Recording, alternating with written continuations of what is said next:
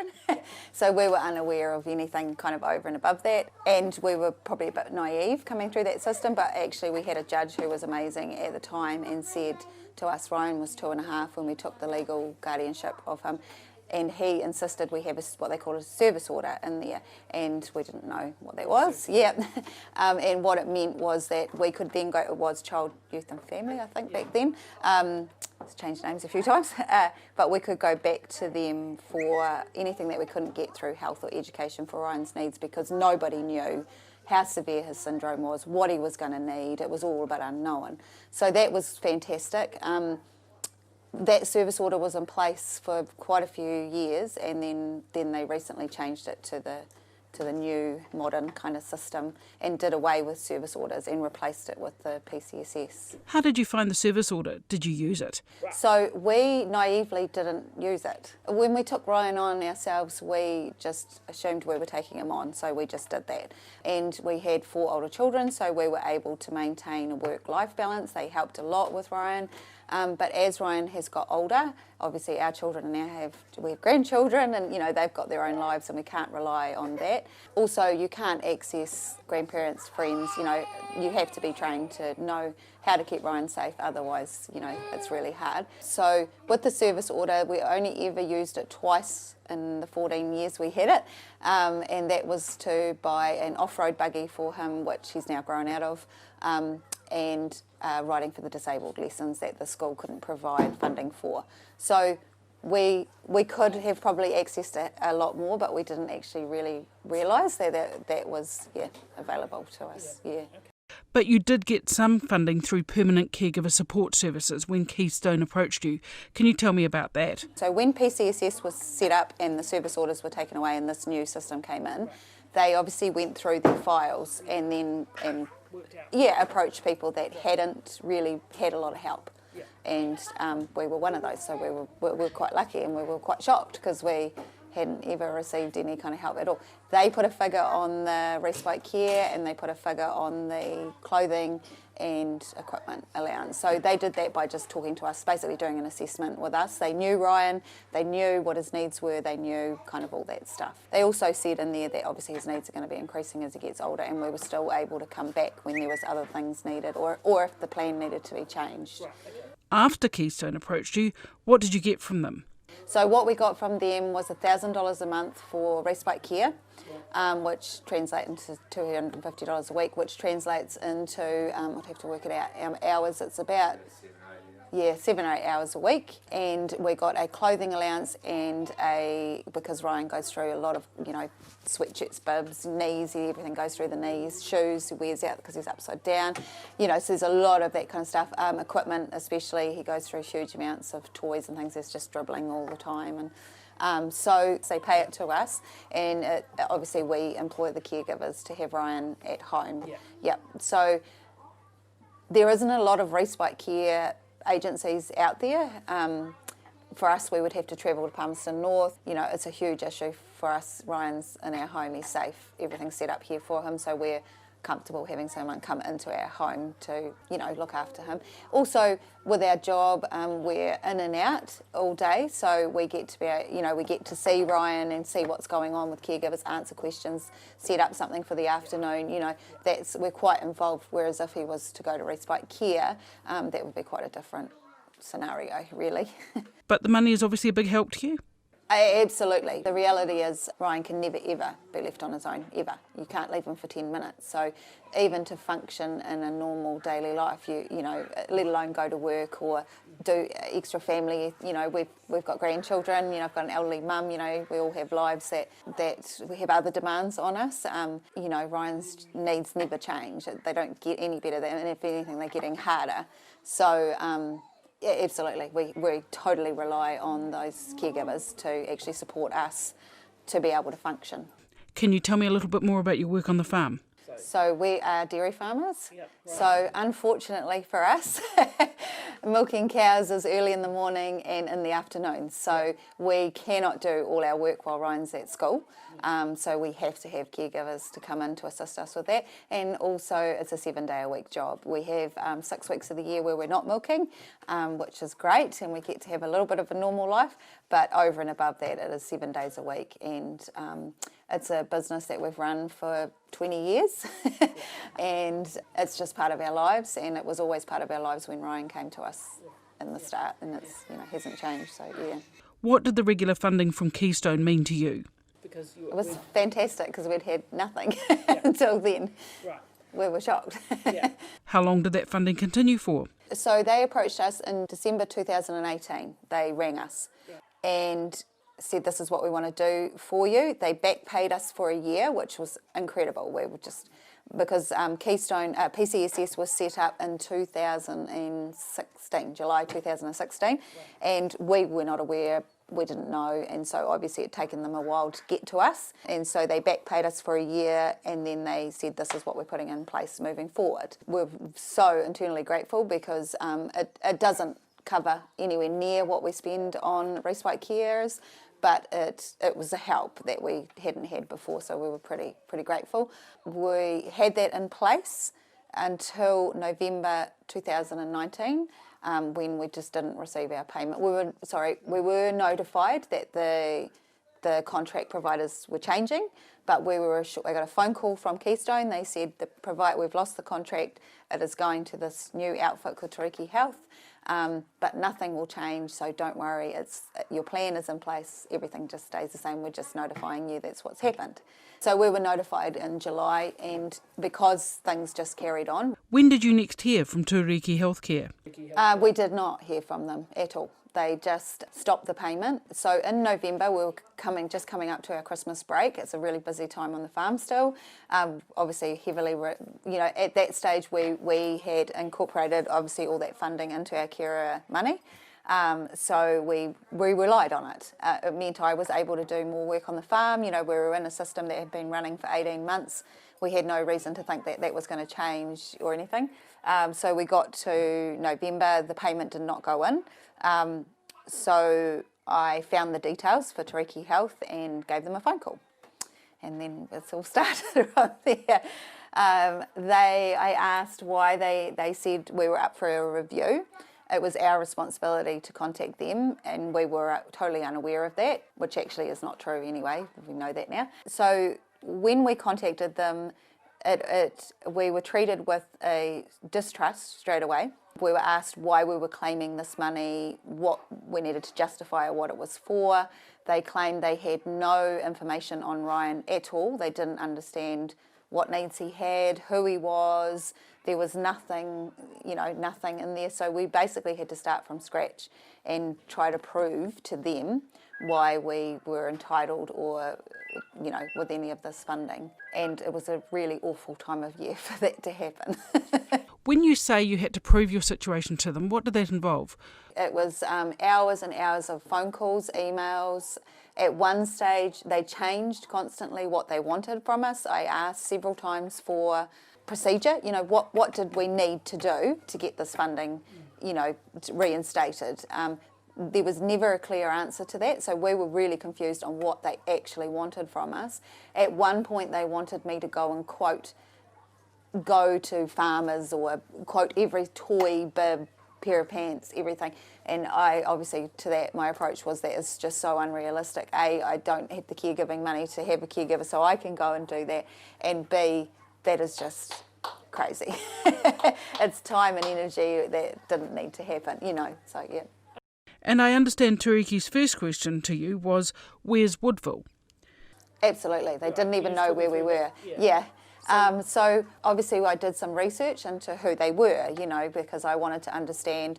I looked up their website. I wanted to know what their policies were, what they required from us. I wasn't able to get that through talking to the social workers, so I did some research myself, and I found that they were very small healthcare operators in South Auckland. They are not trained in foster caring avenues, so they obviously are unaware of permanent, those kind of issues. Also, when I approached them for the funding and I was questioned really heavily, I invited them several times to come down and view Ryan because they kept insisting they didn't have any information on him. So I said, obviously Ryan is in probably your top 5% of kids of need. Probably the best thing to do is actually to come and see him, because you can see him, see what we're dealing with, you know, and then we don't have to have these to and fro emails and conversations. And at that stage, they didn't even know where Woodville was. So in January, Turoki paid you for the outstanding respite hours. Can you tell me about that? Well, they did a really offhand thing where they put $1,000 of the caregiving money into my daughter's account. So after, obviously, from November through to December, everything was shutting down for Christmas. So we were really panicking. You know, that's a heavy time of year. We pay a lot for caregiving to function. So we were trying to get this resolved as quickly as possible. In the end, coming up to Christmas, before everything shut down, I got a phone call from our social worker's manager. Well, I actually asked to speak to her to see if I could get it resolved with somebody else. After several phone calls, emails, back and forth, they said, okay, we'll pay that, but only because we've decided. Actually, she said to me, I'm a mother, so I can understand that. Probably, yeah. So I've decided, which really frustrated me, because should never be about a personal choice. But they insisted that I could not be trusted with the money, and it was not to go into my account, which on our care plan, it just says it's to be paid directly to us. It always has been, and I felt that it was just an incredible distrust. You know, I'm trusted to look after a child that's 24-hour care that literally we keep alive and relies on us totally, but I can't be trusted to manage any funds. So that actually was incredibly frustrating. You ended up enlisting the help of the Office of the Children's Commissioner. How did they come to be involved? So we were getting nowhere with them. They were refusing to pay any funds. We were getting nowhere at all. And we weren't getting clear answers on what they needed to move this forward, or what was required, why we weren't entitled to the funding in their eyes, you know. So we got really frustrated. We'd sent several complaints up to the top of OT. We'd sent complaints wherever we thought we could. We didn't really know where to go. So somebody suggested to me that we ring it was actually somebody in OT suggested to me that we ring the Children's Commissioner, which we did. They were more than happy to make a phone call to find out what was going on and to try to get this sorted. And I think probably within a day we had an email to say that they were going to release the funds and back pay us for what they hadn't released in the start, which was great, but still frustrating, because you know, we never got an explanation of why they withheld those funds. And either we're entitled to that or we're not. So how can it be at the discretion of when you're getting a phone call from somebody else to say, hey, you shouldn't be doing that, you know? And that seems to be a pattern with them a lot. So you received a payment in January. What happened in February? So we were back paid in January, and then we sort of said that, okay, that's great, but now what's happening moving forward? Because Ryan's care doesn't stop, you know, it's continuous. So it's great that we rectified that, although it took a huge amount of energy and time and a hell of a lot of stress to do that.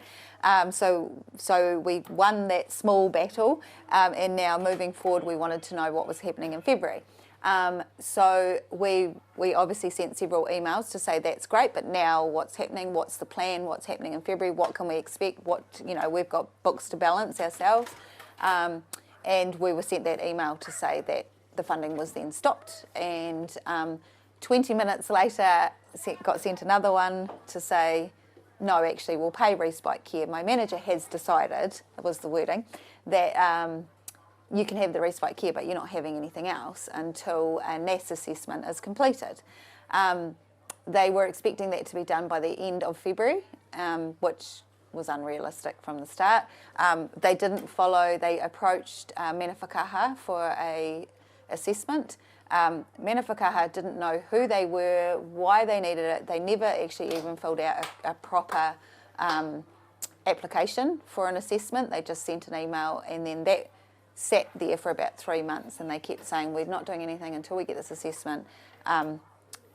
So we rang Mena Whakaha ourselves and said, hey, look, can we get this assessment done? and that was when they said, we don't even know who these people are or why they want an assessment. We don't actually do independent assessments like that. So there was a huge they sat on the assessment and using that as an excuse to not fund us, but then they weren't actually proactive in getting that done and facilitating that. You say Turiki has treated you with rudeness, hostility, distrust, and you have endured derogatory comments about you and your son. Can you explain what you mean by that? Explain that to me. So we had, right from the word go, they claimed they had no information on Ryan. So every time I would bring up a need that he had, there was often really offhand comments made just from ignorance of not actually understanding what we're dealing with. We got comments that we shouldn't be working, nobody works in a weekend. What did she say? Nobody works in weekends, that should only be family time, and if you have to work, your husband should do an hour, then you should do an hour, then your husband should do an hour. They told us that we didn't need respite carers, that Ryan should just be put into respite care, thrown into respite care. Why can you not put Ryan into respite care? Because Ryan, obviously, he's part of our family, he's an important part of our family. We don't feel comfortable with that. Ryan wouldn't be comfortable with that. He's safe and secure in his own home, in his own environment. That would trigger some behaviours in him. Mentally, he's like a 1-year-old, and I know a lot of people would struggle to have their 1-year-olds looked after by strangers, let alone children that are so vulnerable like Ryan. On its website, Turoki says of its caregiver support service, for tamariki to flourish in homes where they are safe, secure and feel they belong, permanent caregivers need responsive and effective support to best meet the needs of the tamariki in their care. What do you think of that statement? Absolute rubbish. Right. I wish that's what they did operate under. It would be fantastic. Right. What I think about that is I don't think they actually realise how much pressure it puts on these permanent placements of children when families aren't supported with funding that they're actually promised. And it's a very real need to have things funded. Unfortunately, that's just, it's a real thing. And it upsets me that they actually endanger placements of these children that we give our time and energy and love and caring for, but it's really difficult to provide everything. That's the reality of it. So I wish they did do everything they could to support. It would be great. What's the situation with your funding now? Our June payment has gone in, our July payment has gone in. So I have no idea. Your guess is as good as mine. And every month we are a little bit on edge and unsure really what is going to happen. And obviously going on past history, at any given time, for whatever given reason, they could decide to just stop funding us again. And it's actually incredibly stressful because we have to balance the books, we have to make it work in our own business. I'm relied on to work full-time on the farm, and Ryan's not a child you can just say, well, I'll take him to work with me. What would you like to see happen? What I would like to see happen is obviously I would like a proper assessment done on Ryan so they can assess his needs. They have what they call care plans that they put in place once they have made an assessment. But the reality is you don't know what is coming ahead with children like Ryan and other children. So I would like to see a little bit more flexibility in their plans. I would like to be treated with respect. It's a really, really hard job that we do, and to be treated with distrust and no respect, or treated like we're trying to get something out of the system, or whatever it is just horrible. And it's a fight that we shouldn't have to be doing, because all foster parents who do that, 99% of us do it because we genuinely care about these kids and we need support, and not treated the opposite way. And I would like to see the other families not have the same issues that we've had to face.